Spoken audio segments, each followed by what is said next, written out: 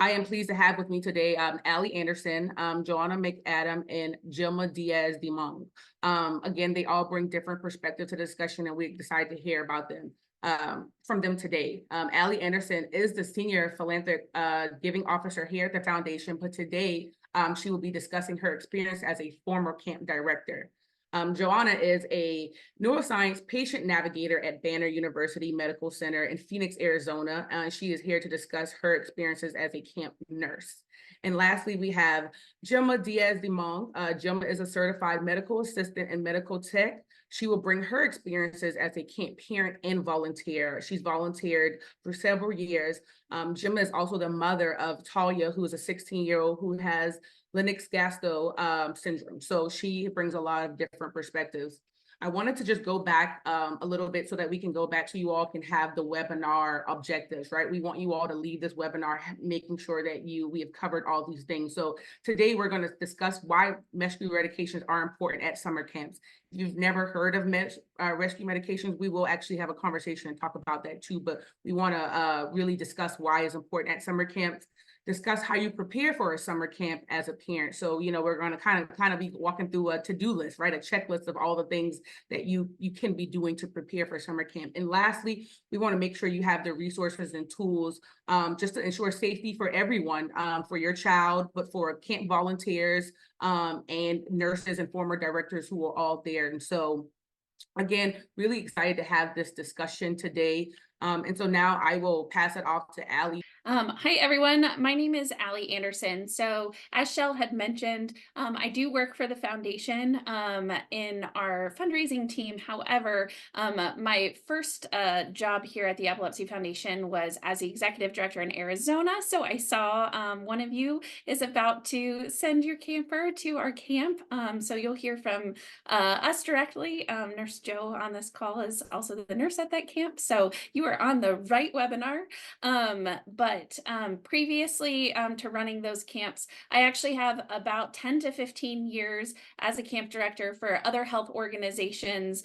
So I'm very experienced in running those, and I have a master's in youth development, as well as I'm a volunteer for accrediting summer camps through the American Camping Association. So if you're wondering why a fundraiser is on this call, that is why I am here. But just to kind of set the stage, as Shell had mentioned, for why we're doing this. So one of the things actually that Nurse Joe and I discovered this past year, specifically when we were running through our medication lists with campers, part of the requirement for the Arizona camp, just a disclaimer, might not be the necessary for every camp, but at our camp was we had a neurologist fill out a form to ensure that the camper was ready to go to camp and those pieces. And on that form, we asked, is the camper on a rescue medication? And a majority of them said yes, and put their best medication. And then when we were reconciling with the medication list, we realized that a lot of parents, even volunteers, weren't putting that medication down. And so we had to call them and say, hey, let's have a chat about why did you not include this rescue medication? And some of it was, anything from, oh, I haven't had to use it before, or I'm hoping that I don't have to use it, or I've never needed to in this sense, or it's been a couple of years, I don't even know where it is, those kind of things. And the conversations that we ended up having were how, coming to camp, as magical as it is definitely a different structure. It's a different time, it's a different location, a different bed, different friends, those kind of pieces. And there's a peace of mind, both for our medical staff, as well as for the parents and for the campers, to be able to have that in case a breakthrough seizure could occur. So that's kind of how this conversation stemmed, this idea of having a webinar of this nature. But I want those on here to also know part of that too is we're aware that not all of you might live in a space where there's an Epilepsy Foundation camp as well. So I want to make sure that you know that we're here to also answer questions on what do you do and how do you prepare your camper and yourself to also be sent to maybe a non-medical camp. Maybe they're going to a church camp or Girl Scout camp, or what does that look like for you in terms of seizure action planning, what what medications to list, to bring the rescue medications. How do you talk to the camp nurses? When do you start that process? So that's kind of setting the stage for what we want to chat about today. I think, Nurse Joe, I would love for you to kind of chat about like what are rescue medications, right? And for those who may not know, kind of going through rescue medications and why, from your experience, why that is important for campers to have that on their applications. And thank you so much, you guys all jumping on here. You're already proactive. So I think more information is better. It's always more is better. Nurses don't ever get tired of hearing about what might happen with their kiddo, what may have happened in the past with their kiddo, even what hasn't happened yet. Just kind of wherever you guys are at, as a family, wherever your child is, as somebody that has seizures, it would be really helpful for you to be able to share that with the nurse. Obviously, at the Candlelight in Arizona, the epilepsy camp, it's designed around our kids having epilepsy and even some of our volunteers. So it makes it a little bit easier that way. But if you're going to go to a camp that is not a medical camp, like Ali said, then the sooner conversations, the better. Please don't wait until drop off. Drop off your child that has a chronic condition that requires timely medication and potential rescue medication. Drop off at camp is not the time to have that conversation with the nurse. So earlier is better. So that's number one. The reason why rescue medications are so important to us is, as Ali said, you are people that have seizures, as you all probably well know, being tired increases your risk of having a breakthrough seizure. Even our very, very well controlled kiddos that maybe have only had one breakthrough seizure in their entire life so far, we've seen even some of those kids have breakthrough seizures at the camp. So what's different? Well, they're dehydrated a little bit. We try. We push water. We have water breaks. We have water parties. We have all of the things. We're constantly on them about water bottles and things like that. But they're still kids. It's still summertime. They're still running amok, and it is so much fun. And they just forget to drink. So being dehydrated is not helpful. Also, they are pumped to be at camp. They are away from home. For some of them, it is their very first time. Oh, excuse me, being away from home, and so they're so excited they don't want to go to bed. Eventually, they will sleep up there because they just get so tired because they're having so much fun. But that lack of sleep can be the trigger for a lot of them. And then just being outside of their regular environment, outside of their regular diet, somebody else giving their medicines, anything that can cause a little bit of that stress in the back of their brain, that's also going to maybe lower their seizure threshold a little bit too. So just keeping all of those things in mind, that is why every child, at least at our camp in Arizona, come up with a rescue medication, whether they need it or not. In your opinion, we just ask that comes up with them. So just talking with the neurologist is a great place to start. And then the other piece to consider if you're considering sending your child to camp is their seizures don't have to be perfectly controlled. That's why we are up there, is because we're not going to call 911 for something that is their normal event that you normally would handle at home.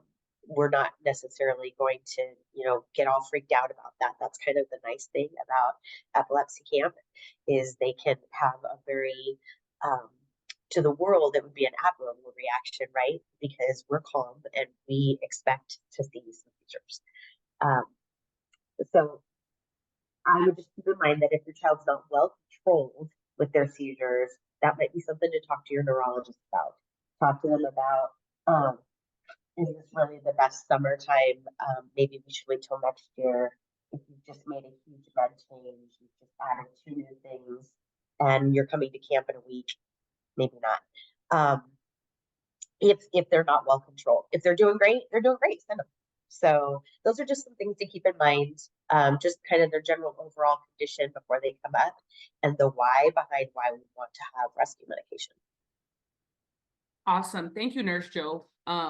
So question, so if I, just, I always like different scenarios, right? But like if I am a parent and I want to bring, my child and preparing them for summer camp, they haven't had a seizure in, say, I don't, 5, 6 years.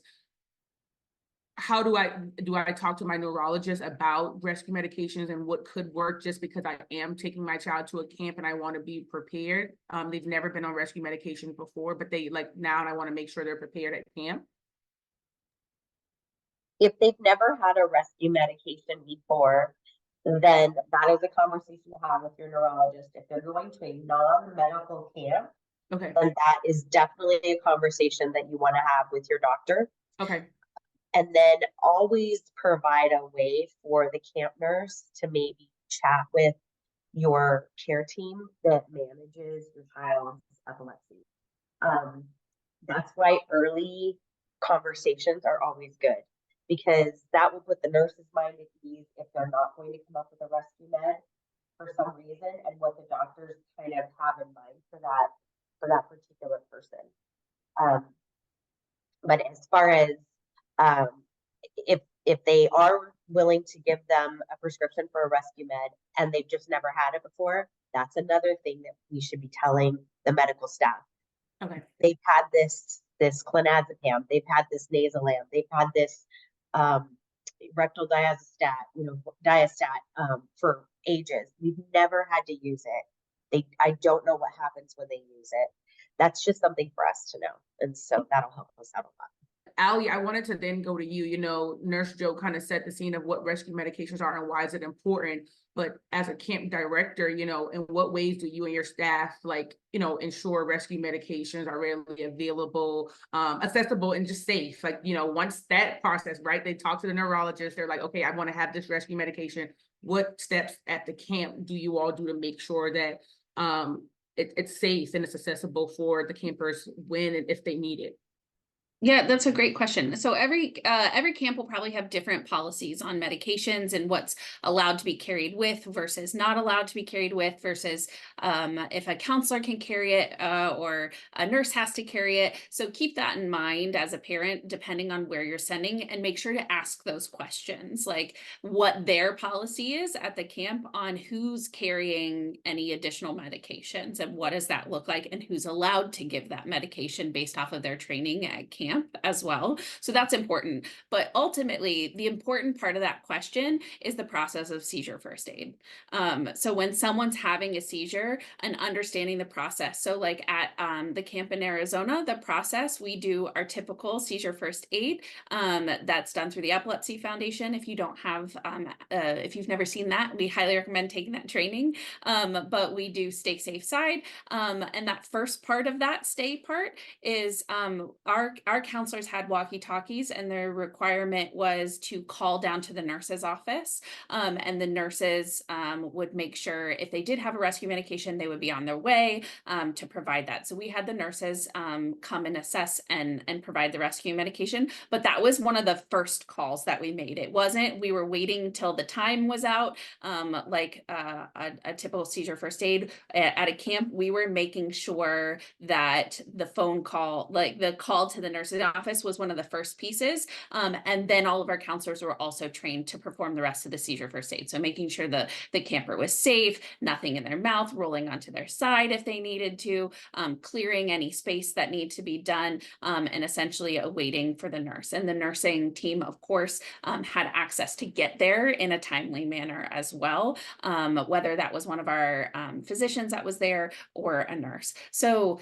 in terms of safety and protocol, just make sure you're asking the camp team there, where is the medication going to be stored, who is allowed to give it, and if they only say the nursing team can give it based off of that, just make sure that they're also aware that timeliness is important, because it's okay. I just want you as parents to know it's okay if the camp you're sending your kid to won't allow a counselor to give it.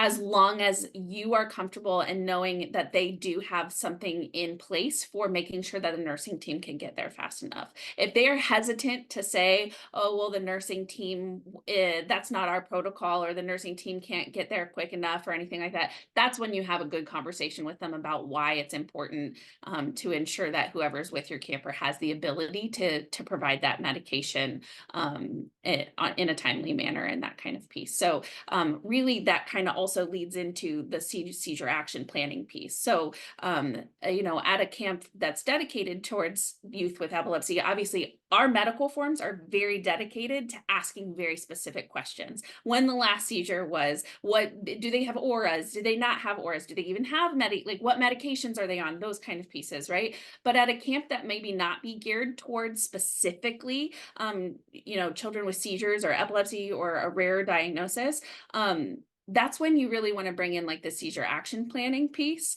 and making sure that you're also educating the counselor and the nursing staff, and the camp director, even the staff at that camp, what your child is going to need in terms of treatment. So, do they need to call 911? At what point do they need to call 911? What looks different? Like, what is a different seizure to your child? What is typical? What is active? When do you want them to give a rescue medication? Do you have a specific way you want them to give things? Do you want them to call you every single time? Or are you like, please don't call me every single time they have a seizure, because it happens a lot. What does that look like to you? So I think that's an important part of that conversation, and making sure, you know how everything's stored and how safely it is and how it's going to get to your child as well. I love that, Allie. Like as you're talking, it just sounds like you want to just give more information than you want to at the beginning, right? So the parents will have, that ability to be able to say, how the plan will work, what they would like. I didn't know that they could not say, hey, I only want a nurse to administer the medication, right? And so I think that's important to know. The more information you put on the application, the better, so that, it can be accessible, and the right action plan can be made and the right people can be in place. So I love that. Okay. I literally have been writing notes down too, just because I think it's just important to know. Do you mind? I also want to address a part of that too. Yeah.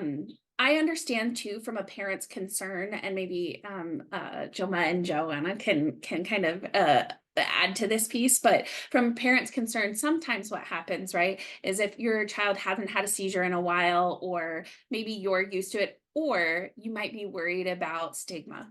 Or judgment, or if I put this down, then they're going to limit what my child can do at camp, or if I put this information down, they're going to do that. Please know that, I know that can be super scary. I think it's really important to have those conversations and say, I need you to advocate for my child, because they're going to this camp so they can experience these things. They want to be able to do these things. I'm giving permission for these things. And honestly, if I'm being truly honest, if you're not comfortable and you feel like they're not going to support your child in the way they need to be supported, that's not the right camp for them. And hopefully we can, there's a way to find a better camp. But there are times as a camp director, I've had to advocate in certain activity areas, telling them, I promise you, I'm not going to put a child on a horse that shouldn't be on a horse, but they need to have the opportunity to try to ride a horse. And here's the accommodations we'll make to ensure that that kid is safe on that horse. But there's times that you will face people who don't understand what it means to be diagnosed with epilepsy or seizures. And as hard as that is to educate and all that stuff, don't let that fear not cause you to not put down information. Make sure you are telling them and educating them more versus holding that in just in case, because that way, it helps reduce, I think, the stigma a little bit, but also it helps make sure that that team is ready and prepared to support your child in the way that you and your child and your child's team, medical team, want them to be supported in that case. So I just think that's important to note, because I know it can be scary to put down everything because you're scared of one way or another. Yeah, so before we get Gemma, because she brings the perfect experience being a volunteer and a parent, I wanted to ask Allie, and so, oh, I just lost my train of thought. I wanted to ask in terms of the the administration part of the application, who sees it, right? As you a camp director, nurse, like who actually sees what the plan and the is in terms of if parents are like, thinking about stigma or, Yeah. where this information goes, who sees Yeah, it?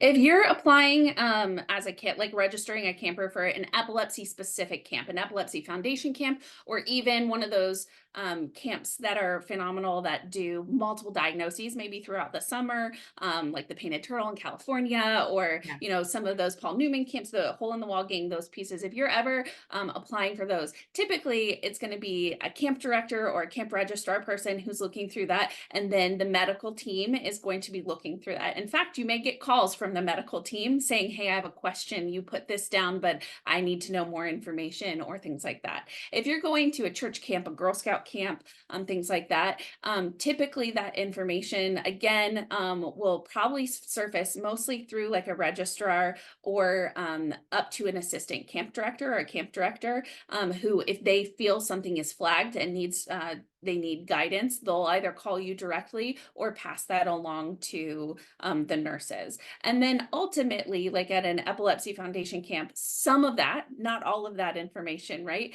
is passed along to counselors. So if there are specific needs that the counselor needs to be aware of, we will pass that down, but we do filter that information. It's not like the counselors and no one else outside gets access to like the online registration. And that's probably the case with most summer camps.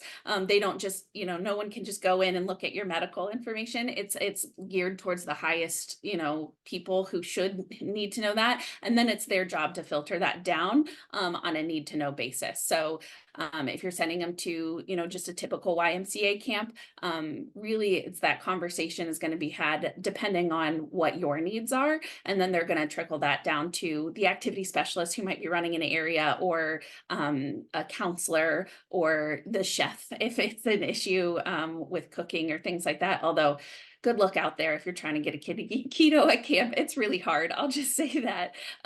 But those kind of things, that's kind of how that trickles down. So don't be afraid to share everything, knowing it should not be, and it's a very big red flag if it is, but it should not just be like for HIPAA purposes and all that passed around to everyone and anyone at that camp, based off of your child's, medical records and what you're providing.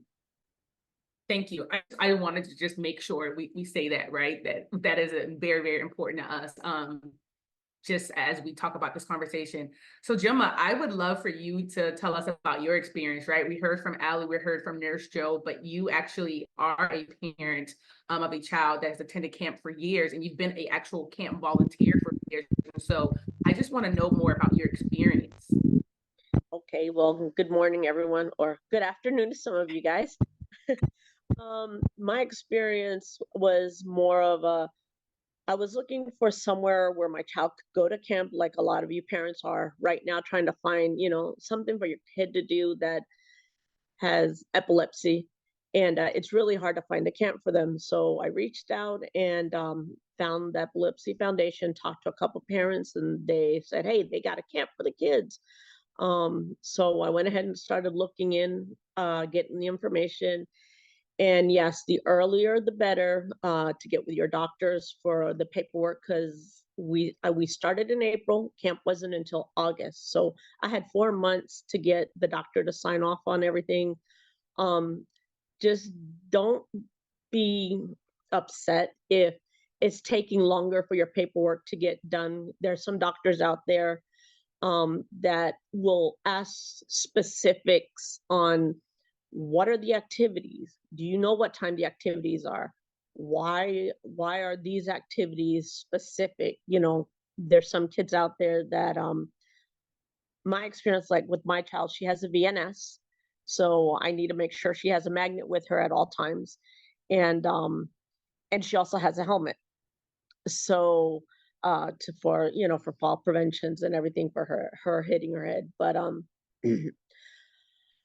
It did take a little bit of time. It does take a little bit of time, like Miss Allie was saying and Miss Joe was saying. Yes, the medications are a big issue sometimes at some camps, but the rescue meds are, I say, 110%. I know that with my child, I haven't had to use it at camp, but it doesn't mean that I shouldn't have it at camp, because you just don't know what's going to come up at up out of the blue. They're all excited. They're all, their brains are just firing all over the place, and just because of that, they could just go into a seizure that you haven't seen or they haven't seen in a long time. And from experience in the past, it's you'll have the kids that go to the epilepsy camp, they feel like they're finally part of something, that they feel like they're at peace. They can associate with other kids like themselves. Some have more development issues than others, but everybody makes them feel welcomed. And that's the big one. Like for my daughter, because of her disabilities and everything else, she needs me as her one-on-one. So that's why I'm with her as a counselor and her parent at camp. But I also have other children that are also under with us in our groups as a volunteer and a counselor. So I mean, it's worth the time to send your kid to camp so they have that experience once in their lifetime, even if they go to camp once, and even if it's just for one day. Let's say camp is 3 days and they only go for one day, and they just can't, they don't feel comfortable enough, but at least they said, hey, I got to go to camp. And then maybe the following year, parents asking, and hey, would you like to go again? And maybe they were like, man, maybe I missed out on something. Maybe I'll go one more year again. And, the time will be to where they go through the whole entire duration. In our situation, her sibling got to go with her. Her older sister got to go with her. So her sibling has no issues. And, but she does, but it ended up being to where she felt comfortable enough to go to camp and have fun and participate and do a lot of things like other kids did. But there were also some things she didn't want to do, but she wanted to try to do. So hopefully that'll answer some of those questions there. I want to say thank you, Gemma. Thank you for your expressing your experience and letting us know like just how it is as a parent. Talia has been in the camps for several years now, so you have that experience. But you talked about you started talking to your neurologist in April, and you said that like finally got it, going for the camp that started in August. When you had to like get those questions answered about what were the activities and like, any other questions, did you just reach back out to the camp and like ask for those questions, or like how did you kind of go through the not have to, but going through the process of like getting the medication and talking to the neurologist so you could have it ready for August? Okay, so with the doctor, like I was saying, they'll get your list of medications for your child at that point. And that your child, when they go to school, have their list, they have that rescue medication, even though they may not use it. Just remember, you always need that rescue med. With us, it was more of us going back and forth with the doctor, and then letting the camp know, hey, we're still in process of sending the application. We finished everything, but just the medication portion is still pending, waiting on the doctor to sign off on the paperwork so it can be faxed out to the camp. And so that way they know who's coming in and, what medications are coming in with the child. But I highly, highly suggest that you do bring those rescue meds, because you don't know exactly how far away the nearest hospital is, how far that EMS team is going to take to get to that site. I'm not trying to scare anyone, but it's just, you got to think outside the box in this scenario. You got to know, if you're not there as a counselor or as a volunteer to help out with your child and other children, you need to make sure those rescue meds are available. But again, back to how you were saying about the doctors and everything. But yes, just you got to stay on top of it. If you're waiting like a week out, hold on a second, please. I'm sorry, I have a big mastiff she wants to come associate herself with everybody right now. Sorry, guys. But no, like I said, the medication, the doctors, sometimes you just got to get with the doctors, just be hounding them.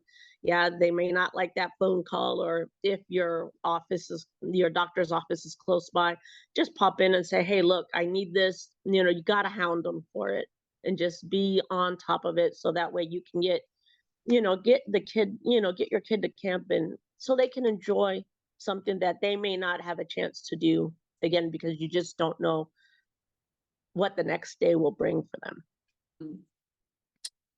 Purnima, she put in the chat, what option for epilepsy camp do we have? Any resources where I can find? And so she's in Columbus, Ohio, and she is first time planning to send a 7-year-old to camp. So Allie, did you have any like recommendations? I know in terms of the Epilepsy Foundation, we, for any information on summer camps, we want you guys to visit epilepsy.com/local to connect, with your local offices. But Allie, since you are from Columbus, that's perfect. We can literally tag you guys in.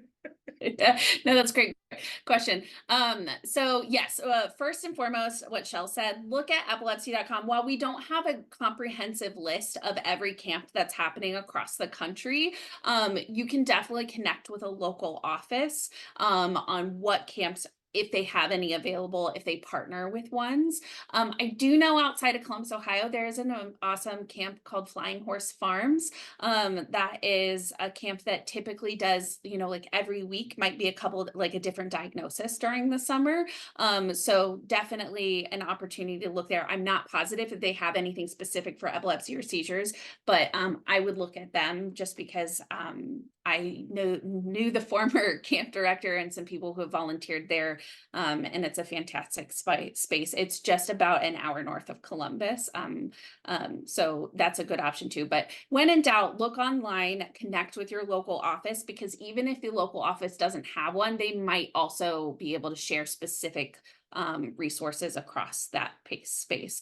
Also, you can absolutely just know, talk, if you find a camp that you're really comfortable with, and you have the capability, just know there's opportunity to maybe, fly and send your camper to a camp maybe out of state if you're excited about a specific opportunity. We don't always offer scholarships or the availability for that travel, but it's always worth, taking a look at those and asking for those pieces. So now, we've had a great discussion. We've talked about why rescue medications are important. We've talked about how to prepare to camp. So if you all haven't been already, taking notes, I want you all to take out a sheet of paper or bring your computer, because this is going to be like the thing that we're all going to use and we're going to have as our checklist. But I wanted to ask our experts on the call, what are the best practices? What do parents need to know as they're preparing for summer camp?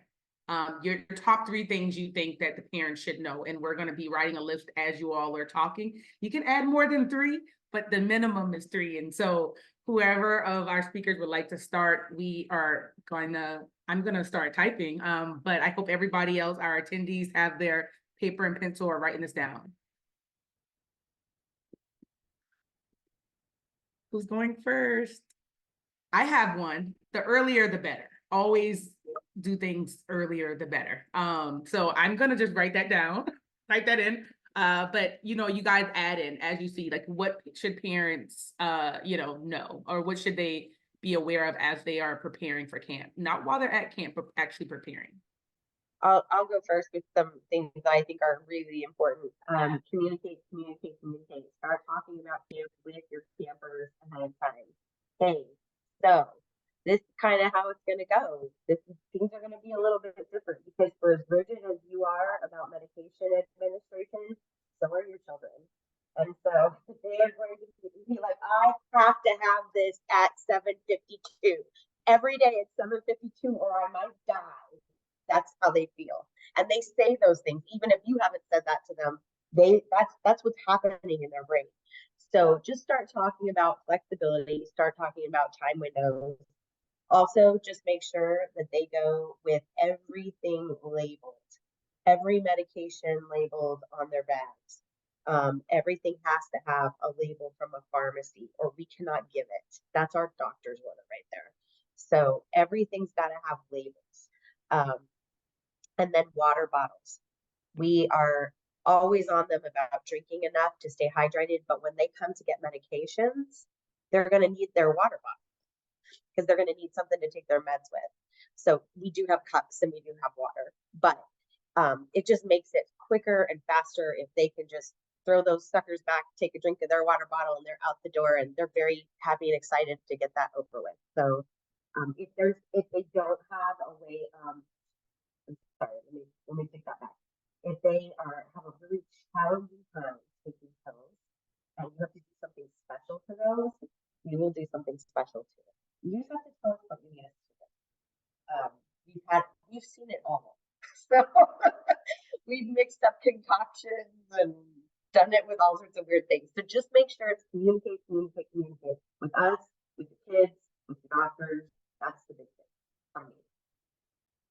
Awesome. Thank you, Nurse Jill. So on top of the earlier, the better, the more information, the better, right? There's no such thing as not, this is too much information. And maybe that's where parents feel like they don't want to necessarily give all the information because they don't want it, but it helps you all prepare better so that things can go smoothly. So in this scenario, right, in this case with camps, the more information, the better, so that the nurse, the staff, the counselors can really be able to assess if anything happens. They are ready, and they know exactly what to do. So okay, got it. I wrote that down. Who's next? Any more things that you guys would like to add?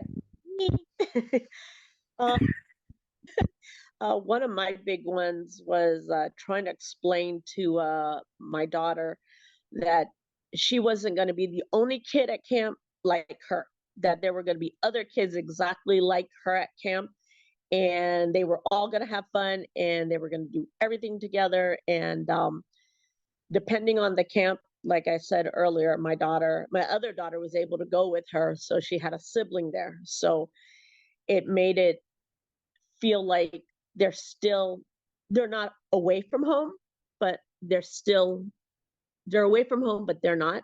And they feel like they're inclusive, and they see that everybody else is going to be doing the same thing like them.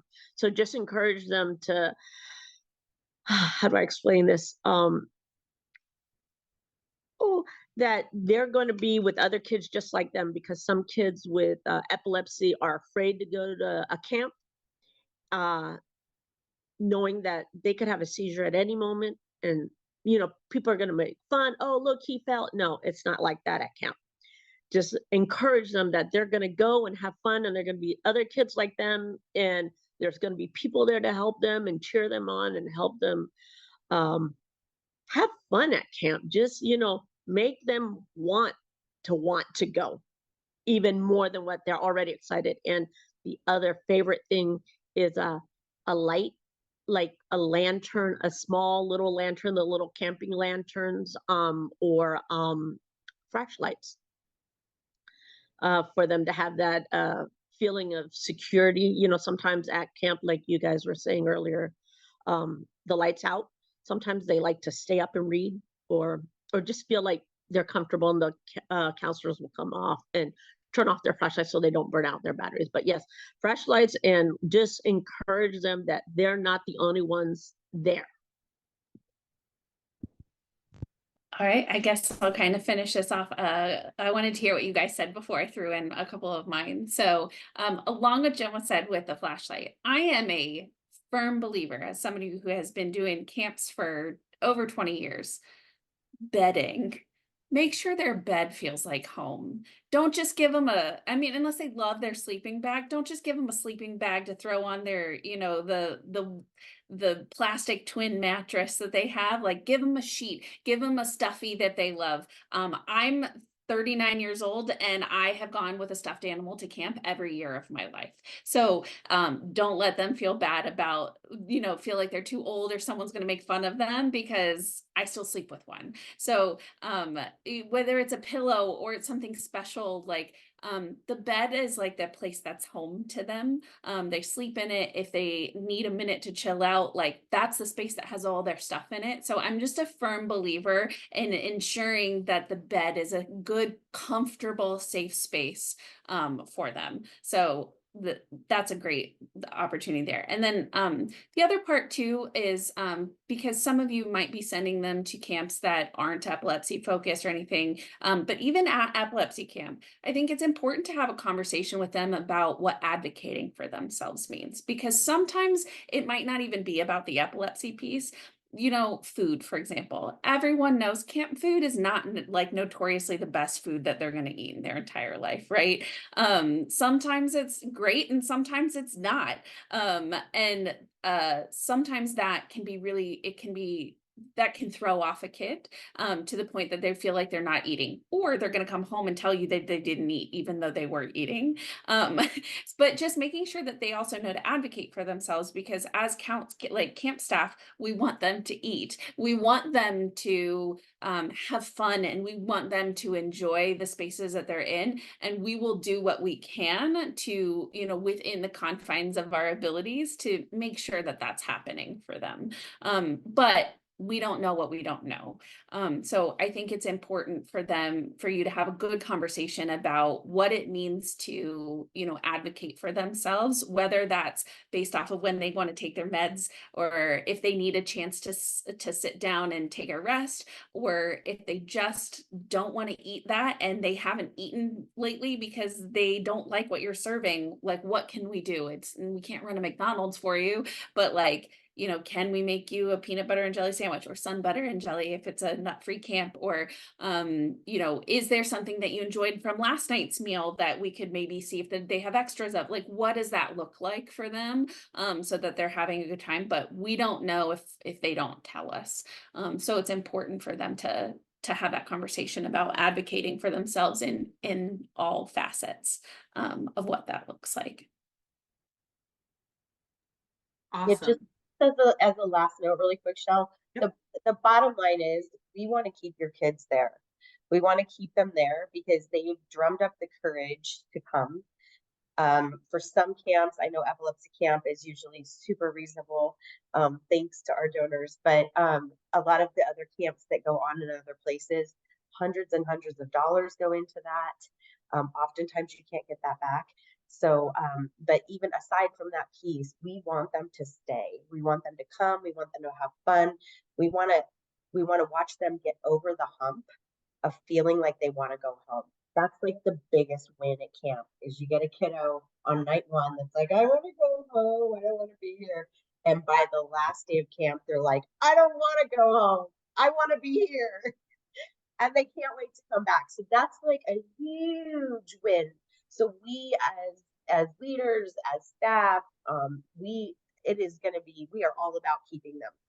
So please know that anything that you can do on your own before they come to keep them at camp would be ideal, because that's what we want to do. So that's it. And that also fosters their independence as well. Obviously, camp is an opportunity for them to be not in charge of their medications, but they feel like they are, in charge of their medications, in charge of their own space, and you're doing it in a safe space for them to do that.